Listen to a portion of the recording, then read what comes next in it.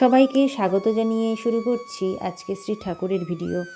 শ্যামপুকুর বাটিতে সকালবেলা কলকাতার শীতের সকাল যেমন হয়, ঘিঞ্জি এলাকা, গায়ে গায়ে বাড়ি, খোলা উনুনের ধোঁয়া ভারী বাতাসের সঙ্গে জড়িয়ে আচ্ছাদনীর মতো ঝুলে আছে। আবার ম্যাটম্যাটে রোদ, পল্লীর জেগে ওঠার মিলিত মিশ্রিত যাবতীয় শব্দ কানে আসছে।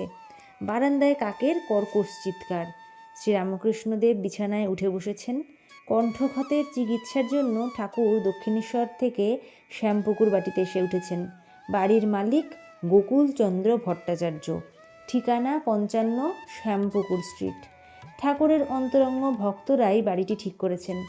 শ্যামপুকুর স্ট্রিট শ্রীরামকৃষ্ণের পরিচিত। এই রাস্তায় তার অনেক ভক্ত থাকেন।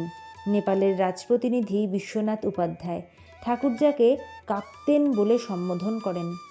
প্রাণকৃষ্ণ মুখোপাধ্যায় ঠাকুরের মোটা বামুন। কালীপদ ঘোষ গিরিশচন্দ্রের অন্তরঙ্গ, ঠাকুরের বিশেষ কৃপাধন্য। নরেন্দ্রনাথ তাকে দানা বলে ডাকেন, সেজন্য রামকৃষ্ণ মণ্ডলীতে তিনি দানাকালী।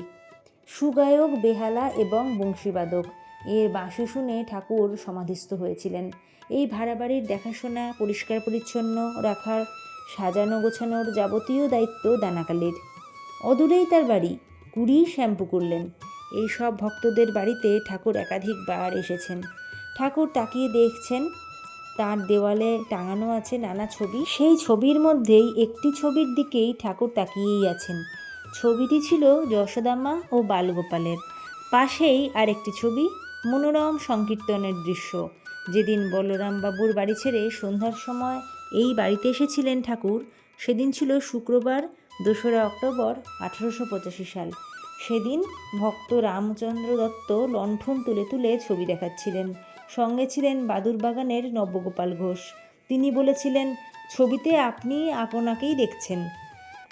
নবগোপাল ঠাকুরের মধ্যে শ্রী চৈতন্যকে দর্শন করেছিলেন, মানে যার নাম ছিল নবগোপাল, তিনি আমাদের ঠাকুরের মধ্যে শ্রী চৈতন্যদেবকে দর্শন করতে পেরেছিলেন। আর নবগোপাল বাবু ছিলেন নবগোপাল ঘোষ। ছবিটির দিকে তাকিয়ে আছেন ঠাকুর। বাদুরবাগানের স্মৃতি ভেসে আসছে। নবগোপালের বাড়ির উঠোনে সে কী নৃত্যগীত! ঠাকুর ভাবছেন। ঠাকুর তাকিয়ে আছেন আর ভাবছেন, কোথায় দক্ষিণেশ্বর আর কোথায় উদ্যানবাটির পরিবর্তিত এই শ্যামপুকুর বাটি।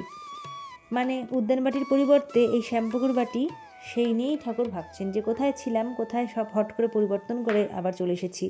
শীত শীত, ভিজে ভিজে বদ্ধ একটা পরিবেশ। ভাবছেন মা শারদার জীবনের কথা। তিনি ভাবছেন মা সাংসারিক শান্তি আর দিলেন না।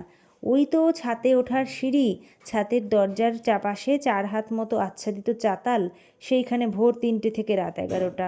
রাত ২টোয় উঠে স্নান ইত্যাদি কাজ সেরে, কারণ একটি মাত্র শৌচালয়, তাই সব কিছু সেখানে সেরে, ভক্ত সেবক সবাই অনেক আছে, তাদেরকেও সুযোগ করে দিতে হয়।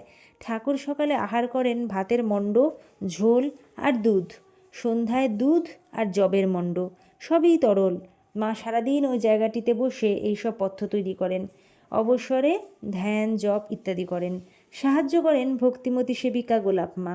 দোতলার পশ্চিম প্রান্তে ছোট্ট একটি ঘরে মায়ের জন্য নির্দিষ্ট আছে। সেই ঘরটিতে আস্তে আস্তে রাত ১১টা বেজে যায় মায়ের। এত ভক্তের আসা যাওয়া, ডাক্তার বদ্যি, কেউ জানেন না মা কোথায়।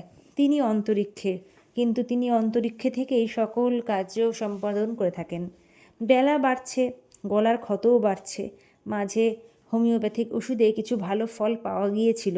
কলকাতার বিশিষ্ট কবিরাজবৃন্দ গঙ্গাপ্রসাদ, গোপীমোহন, দ্বারিকানাথ, নবগোপাল আগেই রোগ পরীক্ষা করে হাল ছেড়ে দিয়েছেন। কবিরাজি শাস্ত্রে এই ব্যাধির নাম রোহিণী, অর্থাৎ ক্যান্সার। দুশ্চিকিৎস এখন দেখছেন ডাক্তার মহেন্দ্রলাল সরকার। তিনি ঠাকুরের নাড়ি পরীক্ষা করছেন। হাত ছেড়ে দিয়ে বললেন, বাড়ল কেন? কাল আবার রক্ত পড়েছে? তাহলে ক্ষত ক্রমশই বাড়ছে। ওষুধটা ধরেও ধরল না, মনে হয় খাওয়ার কোনো অনিয়ম হয়েছে।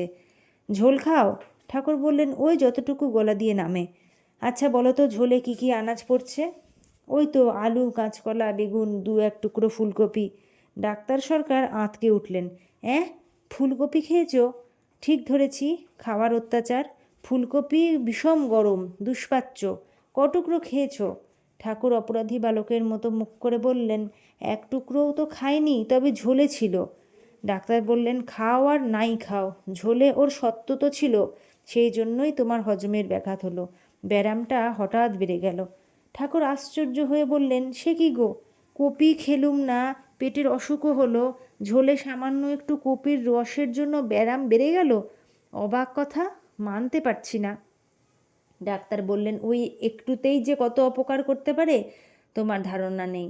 আমার জীবনের একটা ঘটনা তাহলে শোনো, শুনলে বুঝতে পারবে এই হজম শক্তির আসল রহস্য কী।